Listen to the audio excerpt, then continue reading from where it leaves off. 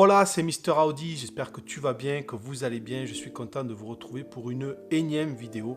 Alors en ces temps où les mesures gouvernementales nous imposent de rester confinés à la maison, je me suis lancé un défi, un challenge. Alors le défi, quel est-il?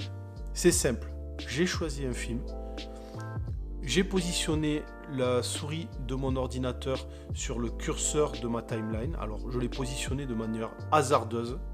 Et je suis tombé sur une séquence au hasard. Et de cette séquence, j'ai essayé d'en tirer une thématique, d'en comprendre la mise en scène et d'en faire une petite analyse pour vous l'exposer. C'est ce que j'ai fait avec le film Gone Girl de David Fincher, sorti en 2014, donc avec Ben Affleck et Rosa Pink, alors j'oublie son nom à chaque fois, Rosamund Pike.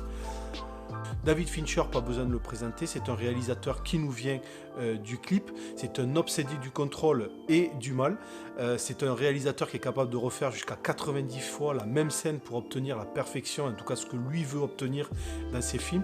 Le sujet du complot et du conspirationnisme ressort pas mal dans ses films, on le voit notamment dans Fight Club, dans Seven, dans House of Cards, dans Gone Girl tout simplement.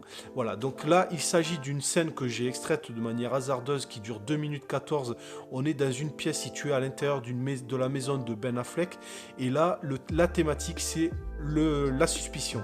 Voilà, donc on y va, je vous offre cette petite analyse, à de suite. Y'a quelqu'un? Putain, vous m'avez fait peur, je vous servais? Vous le saviez qu'elle était enceinte? Je vous dis, Noël Osborne est folle, putain, elle la connaît à peine, Amy. Là-dessus, elles ont plutôt l'air copines.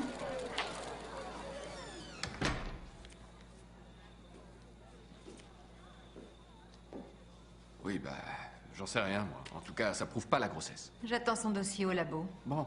Faisons le point en attendant. Je commence par ici, sur la scène de crime. Vous savez, on en a vu des dizaines, des violations de domicile. Des centaines, je dirais. Ici, par exemple, ça a toujours été louche, depuis le début. C'est monté de toutes pièces. Tenez, regardez. Et il serait resté debout pendant toute la durée d'une longue lutte à mort? J'en sais rien, qu'est-ce que vous voulez que je vous dise? Vous avez fait le ménage le jour de la disparition? Non. D'accord. Parce que j'ai demandé à mes gars de passer les lieux au luminol, et je suis désolée, mais la cuisine s'est illuminée. Amy a perdu beaucoup de sang, Nick. Beaucoup. C'est pas vrai. Et quelqu'un a passé la serpillière. Oh, attendez une seconde. Pourquoi passer la serpillière alors qu'on met en scène un faux meurtre? Pas de sang, pas de cadavre, ça veut dire kidnapping. On cherche le coupable à l'extérieur de la maison. Comme les sans-abri dont vous parlez tant. Un bain de sang sans cadavre, ça veut dire homicide. On cherche le coupable à l'intérieur de la maison. Ce qui nous amène ici aujourd'hui, Nick. Ah, d'accord. Alors, comment allait votre couple? Parce que d'après Noël... Ça allait pas du tout. Gil, quand tu te frites avec ta femme, c'est à propos de quoi en général? Le manque d'argent, souvent. Mon ex et moi, c'était pareil. J'en parle parce qu'on a jeté un œil à vos finances. Vous êtes dans le rouge de 117 000 $. Quoi? J'ai relevé le détail des achats, vous vous êtes fait plaisir. Mais j'ai rien acheté de tout ça.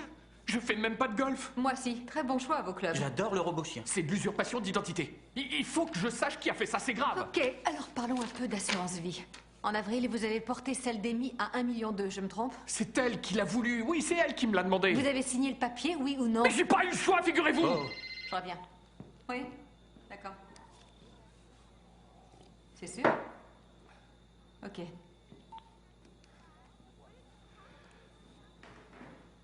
Elle était enceinte. C'est du délire. Et donc, ma question n'est plus la même. Je ne répondrai plus à rien. C'est fini. Je veux un avocat.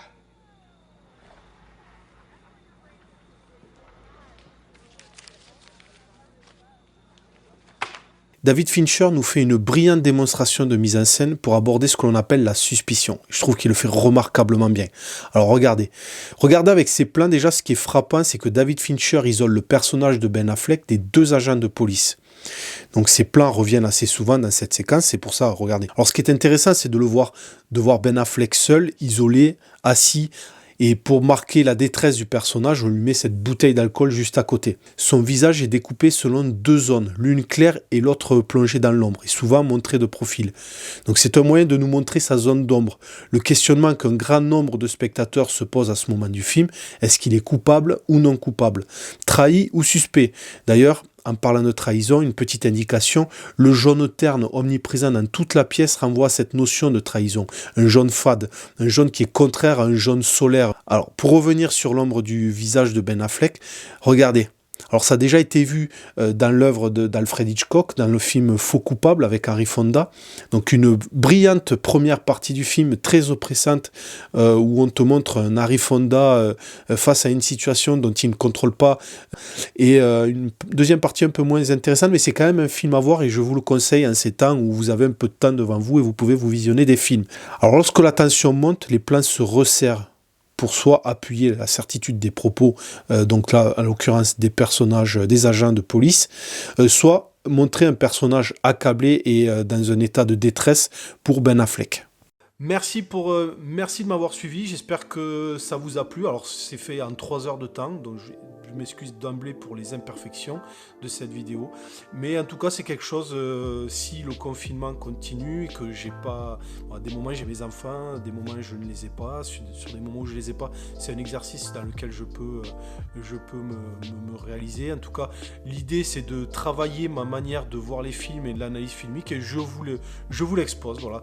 Donc si vous avez des films aussi que vous aimeriez voir analyser, ben, n'hésitez pas à m'en faire part, ça peut être intéressant et voilà, me laisser des petits commentaires et me dire ce que vous en pensez, s'il y a des choses que vous avez vues dans la scène que moi je n'ai pas vues et on peut essayer comme ça de s'amuser en complétant nos informations.